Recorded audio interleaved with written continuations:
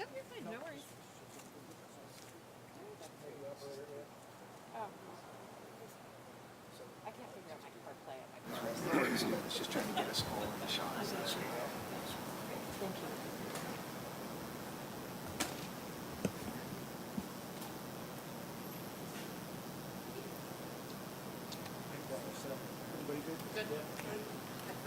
you. Ready? All right, good morning, everyone. My name is Dennis Buckley, Mayor of the City of Beech Grove, and welcome you out here to share some bad news. We have worked very diligent since 2013 to rebuild Main Street, and it's full, and when violence finds us, it always hurts us.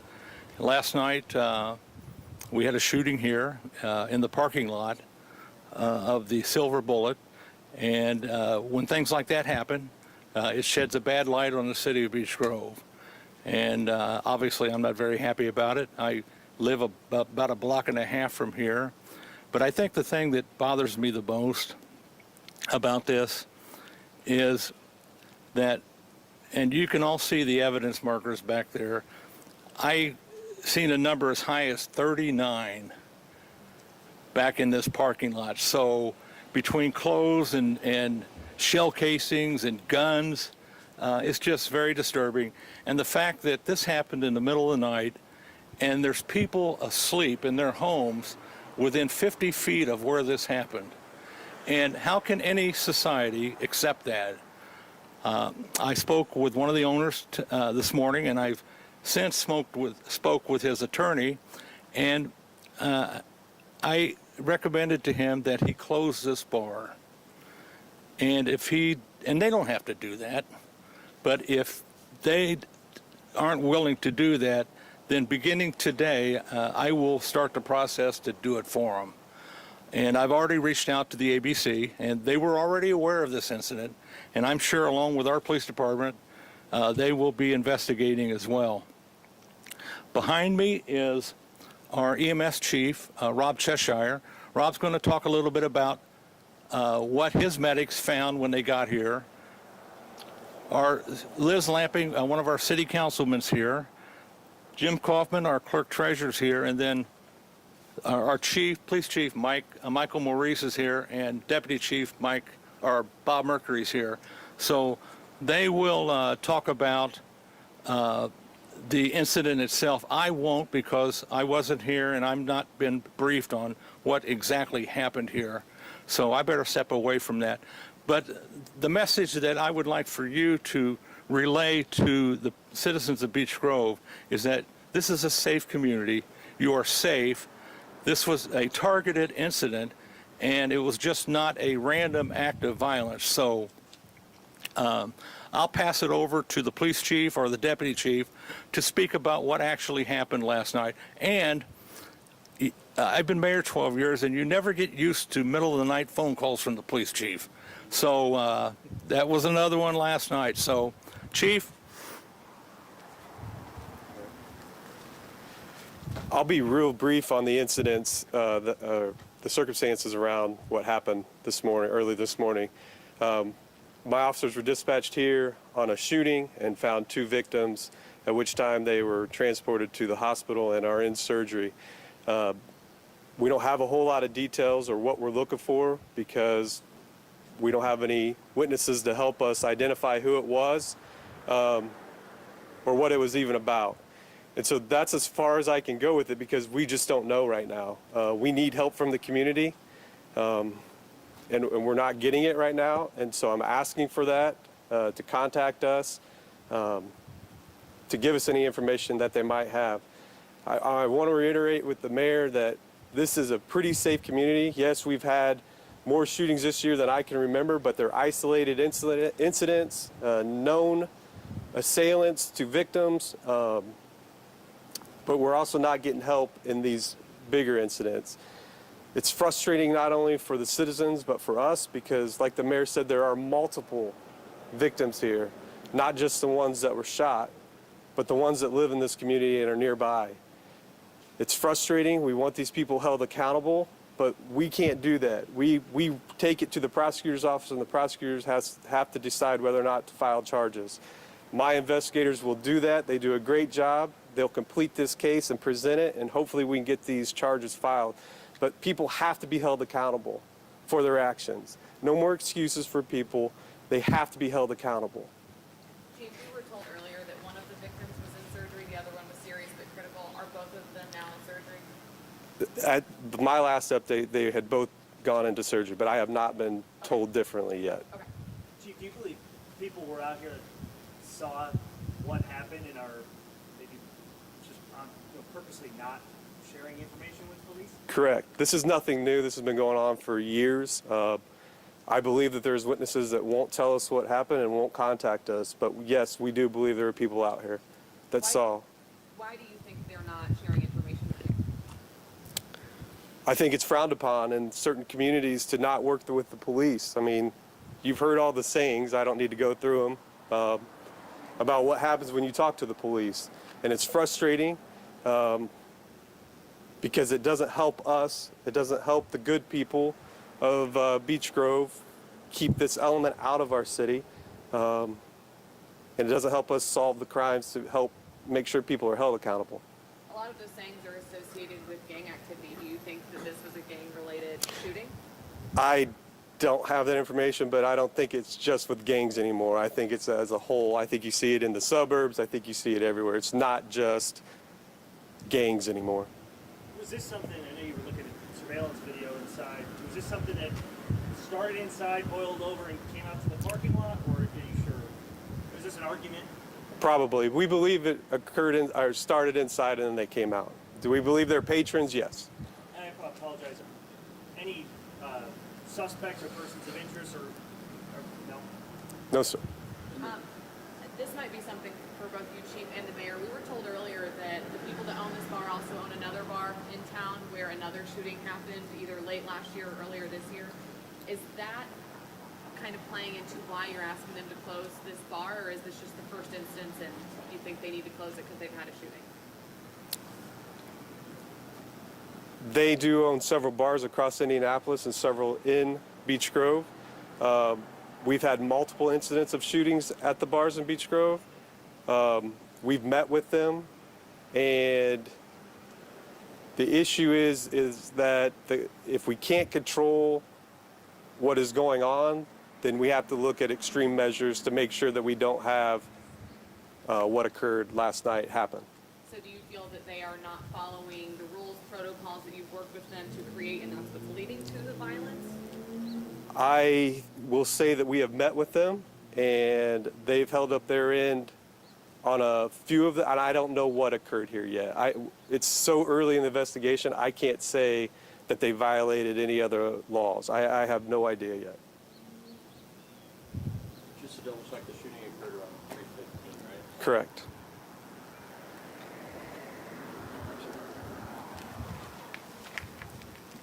Just to kind of go off what you were asking and just to talk in general, bar owners can only do so much, and they have to work with us, and that's what we want them to do. We understand that. But this is an incident not similar in like every fact, but we've had shootings in Broad Ripple, we've had shootings downtown, we've had shootings around, right? And all in Marion County. A lot of it comes down to conflict resolution. Right. I mean, so we all get that, right? So people can't be disrespected. If they're disrespected, right, now it comes to fisticuffs. And if after a fight, then it comes to firearms, right? Like what happened downtown with the military personnel that were in town for something else, right? And there was a physical altercation, and then they went back and got a gun and then found him walking on the street. That's just one example.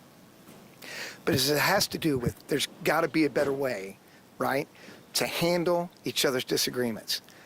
Having said that, we don't know what, I'm not talking about this specific case. What I'm talking about is what's going on with us, what's going on in the city of Indianapolis, Marion County. Beech Grove is not immune. There's not some giant glass wall around Beech Grove to make it different than Broad Ripple and different things. The bar owners, They can work with us. That's a good thing. But it really is about each individual person and what they're going to do, what's going to happen. You have great people like Reverend Harris and the 10-Point Coalition that have gone through this city, have celebrations where 7 years of no violence in the neighborhood or no serious violence. But it just continues to go on and on. So, you know, conflict resolution, that sounds great. But what if they're just predisposed to be a tough guy, right? What if all that conflict resolution, right? So they just ruin it for everybody else. So the bottom line is, Beech Grove is not immune to this. We are in Indianapolis. It is a big city. It's a big city problem, okay? Let's be honest. It's a big city problem. It's the same problem that's going on in other big cities, right? So I can say this, holding people accountable for their actions. If something is going to be a deterrent, it has to be quick, has to be certain, it has to be severe. I think we can all agree that there are severe punishments in our criminal justice system, right? But is it certain? And is it quick? No, very rarely, very rarely. And what the chief said, we got to quit making excuses. There are no excuses. This is not the behavior of what people are supposed to be doing. There's no excuse for it. There's no excuse for the people that were sleeping over here. There's nothing that can be said that you can justify this. And then back to the thing about we need people to work with us. Your question was, were there witnesses? I'm certain, had there been independent witnesses, that they would run forward and tell us what was going on. The bottom line is the witnesses are the people involved. And we will hear things like, we'll take care of this, right? So we're not going to cooperate with you. And why wouldn't they cooperate? One, they want their own justice. Two, if they cooperate and the person that goes to jail is back out on the street relatively soon, it's not like a TV show. It's not like that's the end of the episode. Okay, he went to jail. It's all great.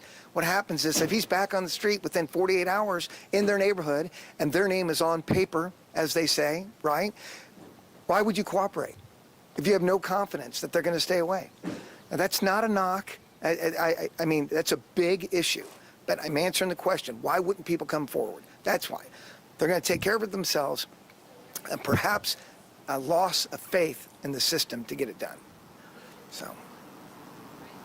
Mayor, can you shed a little more light onto why you felt it was the appropriate step to ask this owner and subsequently his attorney saying, I recommend you close this bar? The history of this place, the history of this property, even before the new owners bought it. We've had problems here for a long, long time. This is our third person shot in this parking lot in the last year. So come on, you know, it's not hard. So I want to bring up our EMS chief. Probably their work in the early hours this morning probably saves one person's life. So Chief, can you come up and tell us anything not HIPAA that could help these folks get the message out? I'll be real brief also. Rob Cheshire, City Beech Grove EMS Director. We have 2 ALS units in service. We're very fortunate. Both were in service last night. Our units responded with Indianapolis Fire Department. Once the scene was cleared safe by Beech Grove PD, our crews found 2 victims with injuries consistent to multiple gunshot wounds. One was transported to IU Methodist, the other to Eskenazi. Both were in critical condition, and I have no further updates whether those 2 are still in surgery or out. Thank you. Can you give us details where they were shot? No, not at this time. There was 2 men that were shot, right? Correct. Thank you. All right, any questions for the folks behind us? I'm sorry to go back to this issue, but are you not worried that if there were issues before this business was here with shootings, are you worried that if they did close, whoever would take their place would continue to have this? Could be. So could. is it going to be effective to ask them to close? It could be. They don't have to. That was a recommendation I made this morning. They could say, no, we're not going to do that. We're going to conduct normal business. I get it. But I think the ABC may impact their decision when this comes in front of them. I have a question. I know that like Broad Ripple had talked about closing bars by 1 a.m. this obviously took place after that time.